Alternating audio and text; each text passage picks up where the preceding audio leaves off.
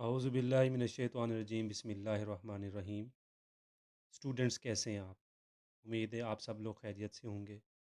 जो आज का हमारा टॉपिक है वो है universal declaration of human rights. बहुत ही इम्पॉर्टेंट टॉपिक है। और मैंने कोशिश की है कि आप लोगों को इंतहाई आसान वर्ड्स में आपको मैं समझाऊं। तो हम स्टार्ट करते हैं। The universal declaration of human rights is a milestone document in the history of human rights.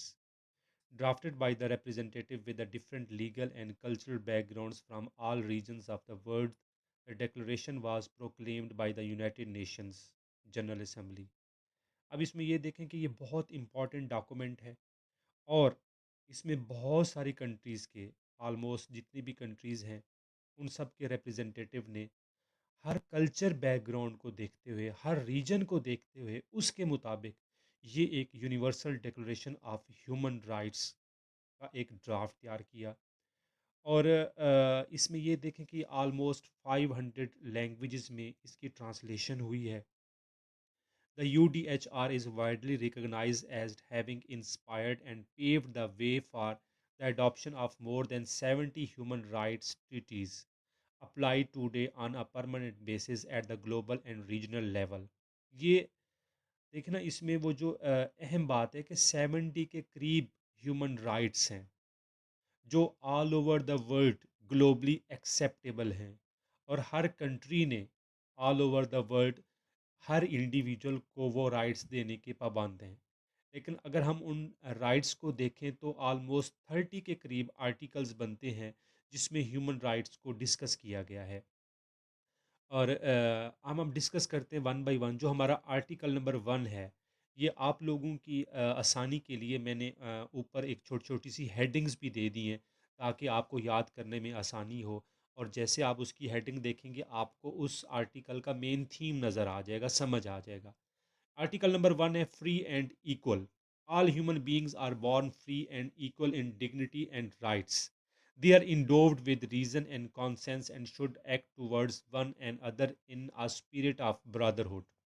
अब अब देखें ना, ये जो स्पिरिट ऑफ ब्रदरहुड है, हम इस्लाम की बात करते हैं, हम क्रिश्चियनिटी की बात करते हैं, हम हिंदुइज्म की बात करते हैं, हम बुद्ध मत की बात करते हैं, तो हर रिलीजन में ये बात तो तयशुदा है कि जो भी मतलब मुसलमान है तो मुसलमान का भाई है, हिंदू है तो हिंदू का भाई है, अगर वो क्रिश्चियन है तो दूसरा क्रिश्चियन उसका भाई है। मतलब यहाँ पे फ्री एंड इक्वल और ब्रदरहुड की बात की जा रही है कि हर इंडिविजुअल जो पैदा हुआ है वो फ्री पैदा हुआ है और उसकी एक डिग्निटी है। और उस डिग्निटी और उसके जो राइट्स हैं वो सबके मुकाबले में वो सबके एक जैसे हैं, कोई किसी से सुपीरियर नहीं, कोई किसी से इन्फीरियर नहीं। जो इसका दूसरा आर्टिकल नंबर 2 है वो है फ्रीडम फ्रॉम डिस्क्रिमिनेशन, कि everyone is entitled to all the rights and freedom set forth in this declaration without distinction of any kind such as race, color, sex, language, religion, political or other opinions, national or social origin, property, birth और other status भी किसी भी status के हवाले से, चाहे वो उसका कलर हो, उसकी रेस हो, उसकी लैंग्वेज हो, उसका मज़हब हो, कोई पॉलिटिकल पार्टी हो, कोई उसका नेशनल या कुछ सोशल जो ओरिजिन है वो डिफरेंट हो, प्रॉपर्टी के हवाले से हो, कोई अमीर है या गरीब है, उसकी बर्थ या उसके स्टेटस का किसी भी हवाले से अगर देखा जाए तो फ्रीडम फ्रॉम डिस्क्रिमिनेशन है कि उसको आप डिस्क्रिमिनेट नहीं कर सकते। किसी एक बंदे को ओबलाइज करके दूसरे बंदे का राइट आप नहीं या दूसरे बंदे का हक आप नहीं मार सकते। तो ये देखें आर्टिकल नंबर 2 है। उसके बाद है article number 3, right to life. Everyone has a right to life, liberty and security of a person. हर बंदे के पास जीने का हक है, हर बंदे के पास आज़ादी है और हर बंदे को अपने मुल्क में, अपने उस रीजन में सिक्योर भी उसको फीलिंग्स आनी चाहिए कि हाँ, इस इलाके में, इस खित्ते में मैं सिक्योर हूँ। उसके बाद जो हमारा फोर्थ राइट है इस वर्ल्ड के अंदर एज अ ह्यूमन बीइंग, वो है फ्रीडम फ्रॉम स्लेवरी। कोई भी बंदा किसी भी बंदे को स्लेव या ग़ुलाम नहीं बना सकता। और इस तरह की जितनी भी एक्टिविटीज़ अगर ऑल ओवर द वर्ल्ड कहीं पे भी होंगी तो वो इलीगल होंगी, वो लीगल नहीं होंगी। इस तरह आर्टिकल नंबर हमारा 5 है फ्रीडम फ्रॉम टॉर्चर। कोई भी बंदा किसी भी बंदे को टॉर्चर नहीं कर सकता। लाइक जिस तरह से अमेरिका की जेल थी, ग्वांतानामो बे, उसमें आप किसी को रख के टार्चर नहीं कर सकते क्योंकि आपके पास ये राइट नहीं है। और अगर कोई बंदा इस तरह का किसी के ऊपर टार्चर करता है, किसी के ऊपर कोई जुल्म करता है, तो स्टेट का और बाकी जितनी भी all over the world agencies हैं, उनका ये राइट है कि वो उस बंदे को, उस कंट्री को, उस ग्रुप को रोकें कि आप किसी को टार्चर नहीं कर सकते। आर्टिकल नंबर 6 जो हमारे पास है, right to recognition before the law. Everyone has a right to recognition everywhere as a person before the law. आप कहीं भी हैं, आप दुनिया के किसी भी खित्ते में हैं, आपको कम से कम आपके राइट्स हैं। आपको आप उस कानून के दायरे में रहते हुए आप हर तरह का काम कर सकते हैं। और अगर आपके साथ कोई बंदा ज्यादती करता है, तो स्टेट का काम है कि वो आपको जस्टिस प्रोवाइड करे, वो आपको लॉयर प्रोवाइड करे, ताकि अगर आपका कोई इशू है तो उसको सॉल्व किया जाए। उसके बाद देखें आर्टिकल नंबर 7 है, right to equality before the law. All are equal before the law and are entitled without any discrimination to equal protection of the law. हर बंदा उस लॉ के सामने क्या है, इक्वल है। कोई किसी से सुपीरियर नहीं है, कोई किसी से इन्फीरियर नहीं है। हर बंदे को लॉ की इक्वल प्रोटेक्शन मिलनी चाहिए, इसमें किसी भी किस्म की डिस्क्रिमिनेशन नहीं होनी चाहिए। All are entitled to the equal protection against any discrimination in the violation of this declaration. और अगर कोई बंदा कोई इस तरह की वायलेशन करता है, इट मीन्स कि उस बंदे ने, उस स्टेट ने, उस ग्रुप ने, उस गवर्नमेंट ने इस डिक्लेरेशन की वायलेशन की है। उसके बाद है article number 8, access to justice. हमने ये तो कहा कि हर बंदा लॉ के बराबर इक्वल है और हर बंदे को जस्टिस मिलना चाहिए, लेकिन क्या उस बंदे की एक्सेस भी है? तो ये डिक्लेरेशन हमें ये कहता है कि उस बंदे की जस्टिस तक एक्सेस भी होनी चाहिए। जस्ट आपने उसको एक वे प्रोवाइड कर दिया कि आप इस तरह से कोर्ट में जाएं, इस तरह से आप कचहरी में जाएं, आप पुलिस सिस्टम है, और वहाँ पे उसको जस्टिस ना मिले, नहीं, उसको एक्सेस भी मिलनी चाहिए जस्टिस की। आर्टिकल नंबर जो 9 हमारे पास है, freedom from arbitrary detention. No one shall be subjected to arbitrary arrest, detention और एग्जाइल। किसी को कोई हक नहीं है कि कोई एजेंसी, कोई गवर्नमेंट का बंदा या कोई भी ऑर्गेनाइजेशन आपको पकड़ ले और उसके बाद आपको कोर्ट में पेश ना करे, और उसके बाद आपका कोई पता ना हो, आपका आपकी फैमिली के साथ कोई कांटेक्ट ना हो। इस तरह की हॉलीवुड की मूवीज़ भी आई हैं कि जिसमें एक बंदे को 10 साल के लिए, मतलब आप उसको अरेस्ट कर लेते हैं, उसको नज़रबंद कर लेते हैं, उसकी फैमिली का उसको नहीं पता होता, ना उसको पता होता, ना फैमिली वालों को पता होता है। तो इस तरह एक ह्यूमन बीइंग का राइट है कि अगर उसको कोई स्टेट या कोई एजेंसी अगर उसको अरेस्ट करती है, तो कम से कम उसकी फैमिली को और उसको पता होना चाहिए कि क्या सीन है, क्या सिचुएशन है। उसके बाद आर्टिकल नंबर 10 जो है, राइट टू फेयर ट्रायल। अगर आपने उसको पकड़ लिया है, आपने उसको अरेस्ट कर लिया है, तो कम से कम एक फेयर ट्रायल चलना चाहिए। अगर उस बंदे ने कोई ज़्यादती की है, कोई वायलेशन की है, तो जो हमारा लॉ है, उस लॉ के मुताबिक उसको पनिशमेंट मिलनी चाहिए। और अगर उसने कोई भी इस तरह का कोई वायलेशन नहीं की, तो कम से कम उसका एक फेयर ट्रायल होना चाहिए, ताकि वो अदालत उसको छोड़ दे और उस सोसाइटी में आके उस सोसाइटी का दोबारा से एक प्रोडक्टिव पार्ट बन सके। आर्टिकल नंबर 11 है, presumption of innocence. Everyone charged with a penal offense has a right to be presumed innocent until proved guilty according to the law in a public trial at which he has had all the guarantees necessarily for his defense। अगर आपने एक बंदे को पकड़ लिया है, तो आप उसको क्रिमिनल नहीं कह सकते जब तक उसके ऊपर वो ऑफेंस प्रूव नहीं हो सकता। अगर उस पे वो 10 साल भी वो ऑफेंस प्रूव नहीं हो सका, तो वो बंदा इनोसेंस है। कोई भी सोसाइटी उसको स्टिग्मेटाइज नहीं कर सकती कि नहीं, आप जेल में गए हैं तो आप क्रिमिनल हैं। जब तक कोर्ट की तरफ से, गवर्नमेंट की तरफ से उसका वो ऑफेंस उस पे प्रूव नहीं हो सकता, तब तक वो ह्यूमन बीइंग इनोसेंट है इस सोसाइटी में, इस ऑल ओवर द वर्ल्ड में। उसके बाद है right to privacy, article number 12। हर इंसान को, हर इंडिविजुअल को, हर ह्यूमन बीइंग को जो इस दुनिया में है, उसके पास एक राइट है उसकी प्राइवेसी का। कोई नेबरहुड में बंदा उसको डिस्टर्ब नहीं कर सकता। इवन पुलिस भी उसके पूछे बगैर, उसकी मर्जी के बगैर, बगैर वारंट के उसके घर में एंटर नहीं हो सकती। तो ये एक एज़ अ ह्यूमन बीइंग ये एक हमारा राइट है। हम कहीं भी बैठे हैं, कोई बंदा आके हमें डिस्टर्ब नहीं कर सकता, कोई बंदा आके हमें आर्गू नहीं कर सकता, हमसे क्वेश्चन नहीं कर सकता, क्योंकि हमारी एक अपनी प्राइवेसी है।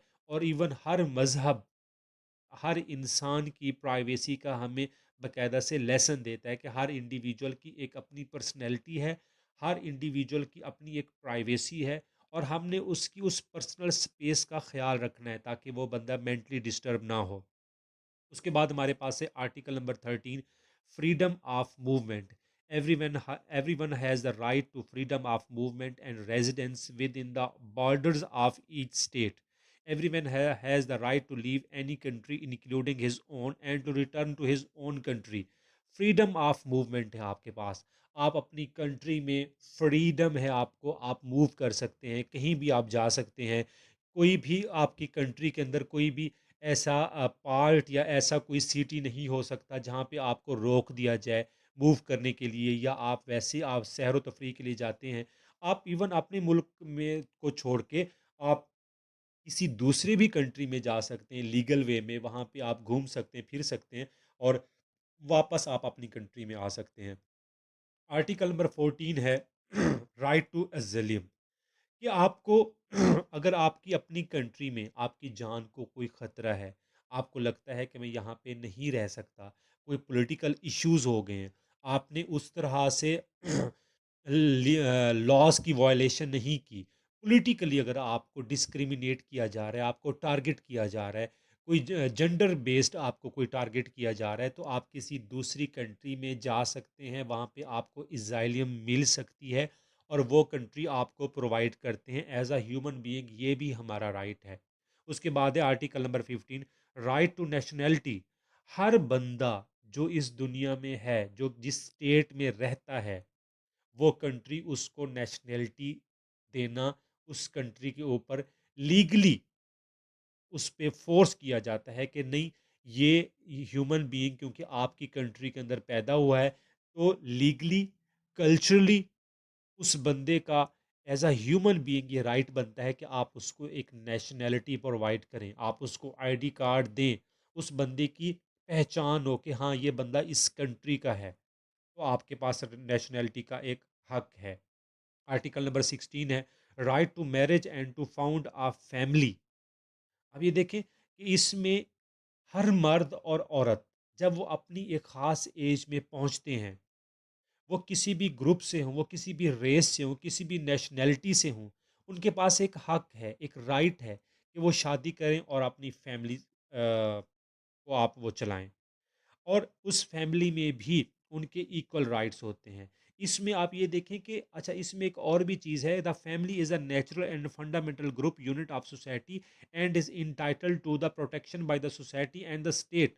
कि जो बंदा जो फैमिली मैन है, जिस बंदे ने शादी की है, उस स्टेट में वो रहता है, तो वो सोसाइटी और स्टेट दोनों उसको प्रोटेक्ट करेगी एज अ फैमिली मेम्बर। उसके जितने भी लॉज बनते हैं, जितने भी उसके राइट्स बनते हैं, वो स्टेट और उस सोसाइटी का राइट बनता है कि उसको वो प्रोटेक्ट करे और उसको जो भी उसकी ज़रूरत है वो पूरी करे।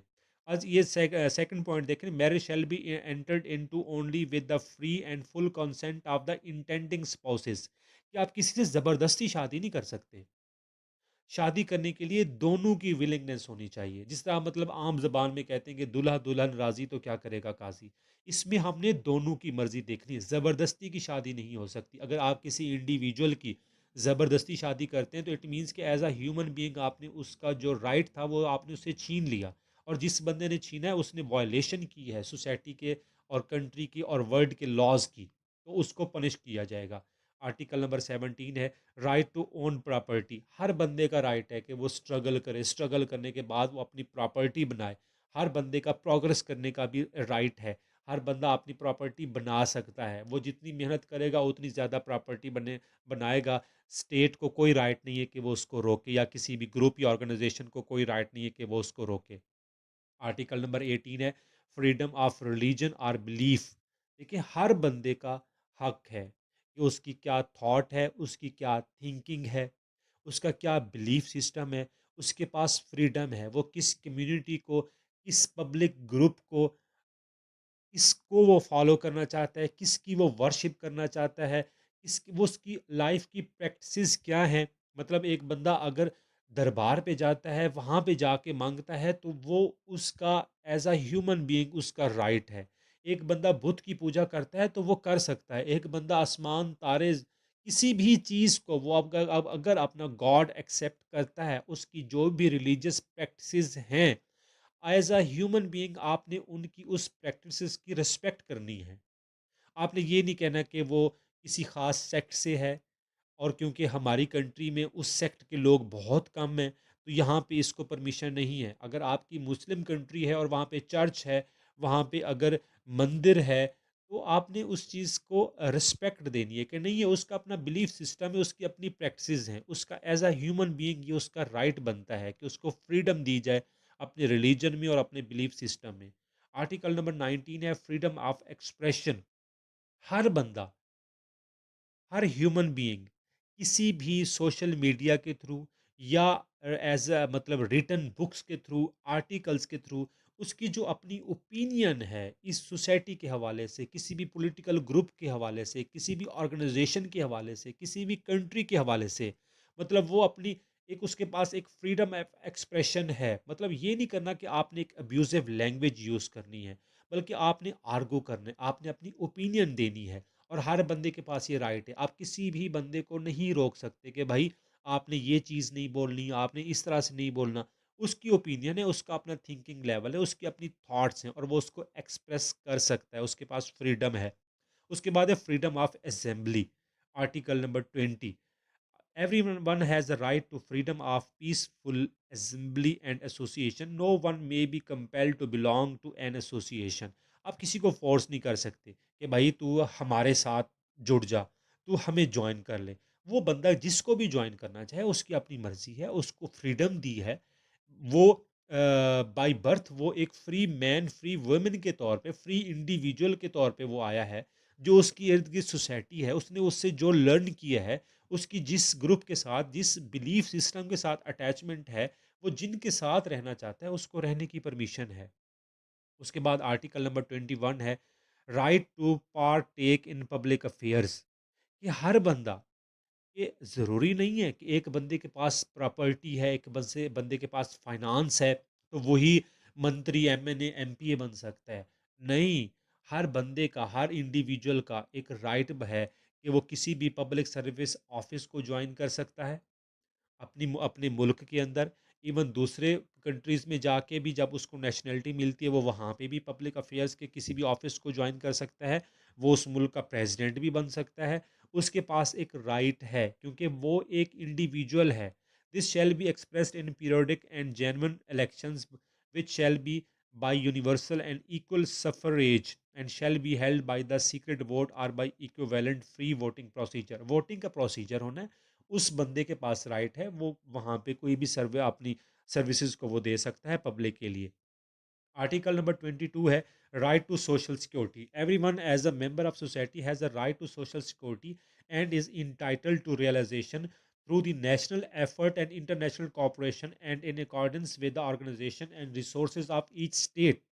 कि उस स्टेट के पास कितने रिसोर्सेज हैं, इकोनॉमिकली, सोशली एंड कल्चरल, जो उसके राइट्स हैं, जो उसकी डिग्निटी है, जो उसकी पर्सनैलिटी की डेवलपमेंट और ग्रोथ के लिए अपना रोल प्ले करती है। सोशल सिक्योरिटी हर बंदे का एक राइट है, बेसिक राइट है, और वो स्टेट उसको प्रोवाइड करेगी। उसके बाद देखें, नेक्स्ट हमारे पास है article number 23 right to work.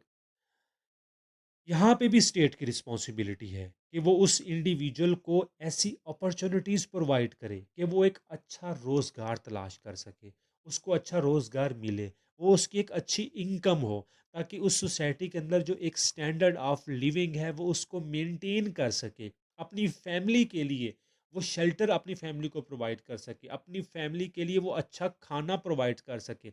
उसका ये सारा का सारा चीज़ें सोशल सिक्योरिटी और सोशल प्रोटेक्शन में ये चीज़ें आ जाती हैं। Every man has the right to form and to join trade unions for the protection of his interest. अगर उसको लगता है कि उसके जो राइट्स हैं, जो उसका जो राइट उसको नहीं मिल रहा, तो वो किसी भी लेबर यूनियन को, ट्रेड यूनियन को वो ज्वाइन कर सकता है, ताकि उसको वो जो उसके बेसिक राइट्स हैं वो मिल सकें। आर्टिकल नंबर 24 है राइट टू लेयर एंड रेस्ट। भाई हर इंडिविजुअल का राइट है कि वो अपनी लाइफ के अंदर जो उसको फ्री टाइम मिलता है, या जिस वो ऑर्गेनाइजेशन का वो पार्ट है, वो साला साल से काम कर रहा है, तो वो अपना एक लेयर टाइम भी उसको चाहिए। और वो ऑर्गेनाइजेशन या वो सोसाइटी उस बंदे को प्रोवाइड करेगी, भाई काम करने के बाद आपको रेस्ट भी चाहिए, आपको थोड़ा अपनी अपने लिए भी टाइम स्पेंड करना चाहिए, तो ये भी उसका एक बेसिक राइट है। आर्टिकल नंबर 25 है right to adequate standard of living. अब ये नहीं है कि एक बंदा ओल्ड एज में है, एक बंदा अनएम्प्लॉयड है, एक बंदा सिकनेस है, डिसेबिलिटी के साथ है, विडो है, या ओल्ड एज में चला गया है, या उसके कोई भी जो उसके इर्द गिर्द के जो सरकमस्टांसिस थे वो उसके कंट्रोल में नहीं रहे, तो उस स्टेट का राइट बनता है कि उसकी जितनी भी बेसिक उसकी नीड्स हैं, उसको खाना चाहिए, कपड़े चाहिए, घर चाहिए, मेडिकल केयर चाहिए, और मतलब जितनी भी उसकी बेसिक नेसेसिटीज़ हैं, वो स्टेट उसको प्रोवाइड करे। कि अभी फ़िलहाल ये बंदा इस स्टेज पे नहीं है कि ये बंदा अपने लिए अर्न कर सके। इसका जो मतलब इसके जो टाइम है इस वक़्त, वो स्ट्रगल टाइम उस पे आ गया है, वो बंदा चीज़ों को मैनेज नहीं कर पा रहा, तो स्टेट ने मैनेज करना है उस बंदे की लाइफ को और उस बंदे की लाइफ के स्टैंडर्ड को। आर्टिकल नंबर 26 है राइट टू एजुकेशन। हर बंदे का हक है कि वो अपनी एजुकेशन ले। स्टेट किसी भी ग्रुप को, किसी भी कल्चर के लोगों को, किसी भी सेक्ट को, किसी भी ऐसे मतलब ख़ास किस्म का जो तबका है, उसको आप ये नहीं कह सकते कि आपका एजुकेशन पे कोई हक नहीं है। एजुकेशन पे, एजुकेशन को लेना और प्रॉपर एजुकेशन लेना, parents have a prior right to choose the kind of education that shall be given to their children.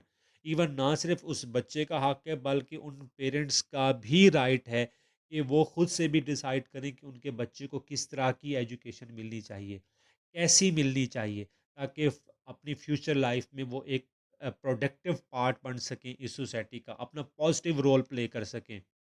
Article number 27 है right to take part in cultural, artistic and scientific life. Everyone has the right freely to participate in the cultural life of the community, to enjoy the arts and share in the scientific advancement and its benefit। भाई हर बंदे का हक है, हर culture का, हर religion का, हर sect का, हर group का अपने कुछ कल्चर ट्रेड्स होते हैं। वो अपनी उन जो उनकी जो एक्टिविटीज़ होती हैं, कल्चरल एक्टिविटीज़, लाइक मतलब जिस तरह हम हिंदू मज़हब में देखते हैं कि दिवाली हो रही है, होली हो रही है। मुस्लिम कल्चर में हम देखते हैं कि ईदैन हो रहा है, वो ईदैन का जो एक फेस्टिवल आ जाता है, रमज़ान आ गया है, तो आप किसी भी बंदे को नहीं रोक सकते कि भाई आपने ईद नमाज़ नहीं पढ़नी, आपने रोज़ा नहीं रखना, और या आपने दिवाली नहीं मनानी, या आपने करवा चौथ का व्रत नहीं रखना। भाई वो उनका कल्चर है, वो उनका एक रिलीजन का एक पार्ट है, तो हर बंदे के पास ये राइट है कि वो उनमें पार्टिसिपेट करे, वो उनको उनमें जाके वो जिस तरह से इंजॉय करना चाहता है, वो अपने वे में जो सोसाइटी उसको अलाउ कर रही है, जो उनका कल्चर उनको अलाउ कर रहा है, वो उस तरह से चीज़ों को वो अपना इंजॉय कर सकता है। आर्टिकल नंबर 28 है right to a free and fair world. Everyone is entitled to a social and international order in which the rights and freedoms set forth in the declaration can be fully realized। कि ये एक free and fair word है इस declaration के मुताबिक, और हर बंदे के पास वो उसके पास मतलब एक इंटरनेशनल ऑर्डर है भी नहीं, ये तुम्हारे राइट्स हैं, तुम्हारे पास ये फ्रीडम है, और तुम्हें अपने राइट्स का अंदाज़ा होना चाहिए, पता होना चाहिए। आर्टिकल नंबर 29 है duty to your community. Everyone has duty to the community in which alone the free and full development of his personality is possible। In the exercise of his rights and freedom, everyone shall be subject only to such limitations as are determined by law solely for the purpose of securing due recognition and respect for the rights and freedoms of others। भाई यहाँ पे तो आपके सारे rights की बात हो गई है। अब जो लोग आपके साथ रहते हैं, आपकी कम्युनिटी में आपकी क्या ड्यूटी बनती है कि आपने अपनी उस कम्युनिटी के अंदर अपना रोल किस तरह से प्ले करना है।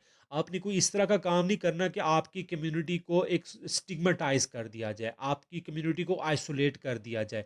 आपने ना सिर्फ अपनी डेवलपमेंट, अपनी पर्सनैलिटी की डेवलपमेंट, अब देखें ना, आप किसी भी इलाके से हों, किसी भी रीजन से हों, किसी भी सिटी से हों, अगर आप कहीं पे जाके आप एक गलत काम करते हैं, किसी और कंट्री में चले गए, किसी और सिटी में चले गए, तो लोग क्या करते हैं, लोग आपको स्टिग्मेटाइज़ नहीं करते, लोग आपकी कम्युनिटी को स्टिग्मेटाइज़ करते हैं, लोग आपके उस ग्रुप को, उस सेक्ट को स्टिग्मेटाइज़ करते हैं। नहीं जी, सारे मुस्लिम्स इस तरह के, नहीं जी सारे सिख इस तरह के, नहीं जी सारे हिंदू इस तरह के, नहीं जी सारे गोरे इस तरह के हैं। तो जब आप अकेले एक काम करते हैं, तो वो आप पूरी की पूरी आपकी सोसाइटी को, आपकी कम्युनिटी को स्टिग्मेटाइज़ कर दिया जाता है। इसलिए आपकी भी एक ड्यूटी बनती है कि आप जिस ग्रुप से, जिस कम्युनिटी से हैं, उस कम्युनिटी की रिस्पेक्ट, उस कम्युनिटी की डिग्निटी और उस कम्युनिटी का जो भी कल्चर है, आपने उसको भी प्रोटेक्ट करना है। उसके बाद आर्टिकल नंबर 30, और ये हमारा लास्ट आर्टिकल है, राइट्स आर इनलाइनेबल, कि ये वो नहीं है, कोई बंदा इसको चैलेंज नहीं कर सकता इन राइट्स को। ये आपके राइट्स हैं, ये राइट्स आपको हर हाल में मिलेंगे, और आपको अपने राइट्स का पता होना चाहिए। कोई भी स्टेट, कोई भी ग्रुप, कोई भी एजेंसी इन मतलब राइट्स को इग्नोर नहीं कर सकती कि नहीं, हमने हमने इस बंदे को ये राइट देना ही नहीं है। आप इन राइट्स को चैलेंज नहीं कर सकते, क्योंकि ये एक यूनिवर्सल ह्यूमन डिक्लेरेशन है। इसके जो 30 राइट्स हैं, ये हर इंडिविजुअल को मिलने हैं। कोई बंदा इनको चैलेंज नहीं कर सकता। मैंने ये इस चैप्टर को बड़ा ही शॉर्ट करने की कोशिश की है, थोड़ा-सा लेंथी तो ये हो गया है, और मैंने बहुत ही आसान वर्ड्स में आपको समझाने की कोशिश की है। उम्मीद है कि आपको ये मेरा लेक्चर अच्छा लगा होगा, आपको पसंद आया होगा, और अगर आपको मेरा लेक्चर ये समझ आया है, तो मेरे आप चैनल को लाइक करें, सब्सक्राइब करें और शेयर करें। Thank you so much. अल्लाह हाफ़िज़।